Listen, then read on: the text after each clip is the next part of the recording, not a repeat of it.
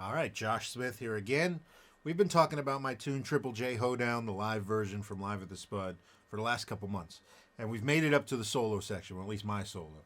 And so this tune, the solo starts with a very open section, almost just me and drums for a while. So in a trio format, you're already afforded so much freedom. And by freedom, I mean freedom to rhythmically do what I want, freedom to harmonically do what I want, because I'm not tethered down to anybody else's polyphonic chords or, harmony. Freedom to, use different sounds like Leslie's and things like that, that sometimes I would stray away from when I have other instrumentation.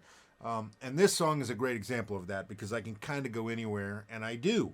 On this recording, it's different than any other night's recording of this tune. So we start off in this big open G, and basically the guys are following me, waiting for me to play certain cues and things, and I kind of go where I want. So I start with a lot of open string hybrid stuff. I think my first lick actually is...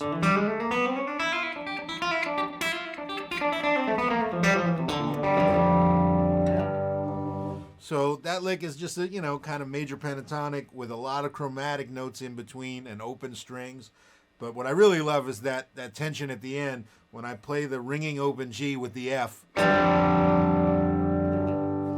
resolve it. Those kind of things when it's just you and drums or the bass is pedaling a whole note or something, the audience reacts to things like that because it's tension.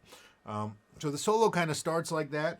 And you can hear what an improv it is in the solo because I think at one point I actually quote a Thelonious Monk song called Well You Need It.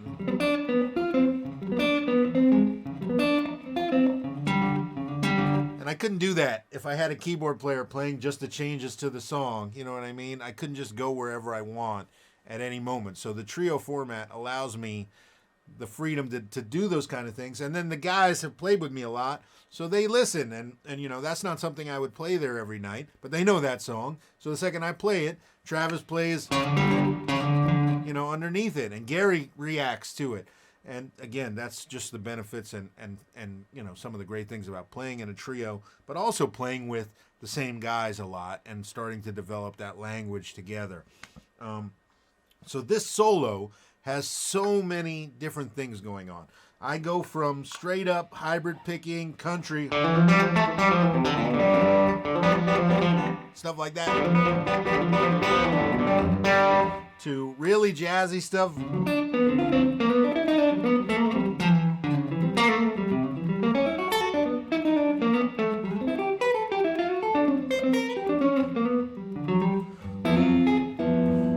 Until basically I keep raising the intensity, but I'm building towards when I will bring Travis back in, and we're going to change it from a vamp on the 1 to a blues progression with a 2-5-1 turnaround. So you'll hear me kind of build it.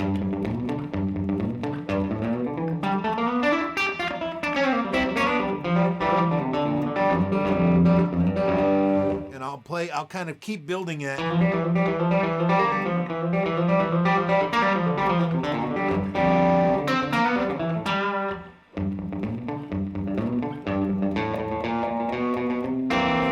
Basically, I just cue visually. Again, one of the perks of playing with guys often and being able to look over and just cue, okay, here we go. I'm cueing to the 4 chord on a blues. And from there, we're in a blues progression. So I walk. And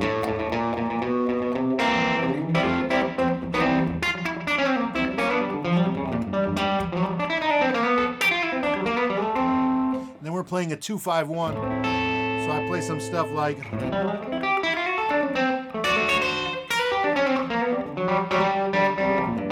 So right there I played a A minor arpeggio, A minor 7 to D,